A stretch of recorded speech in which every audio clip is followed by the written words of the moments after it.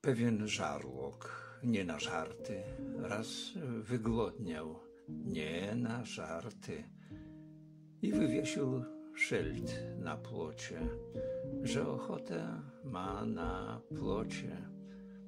Tutaj na brak ryb narzeka, bo daleko rybna rzeka, więc się zgłosił pewien żebrak i rzekł żarłokowi, że brak ploci, karpi oraz śledzi, ale rzeki pilnie śledzi i gdy tylko będzie w stanie, to o świcie z łóżka wstanie, po czym ruszy na Pomorze i w zdobyciu ryb pomoże.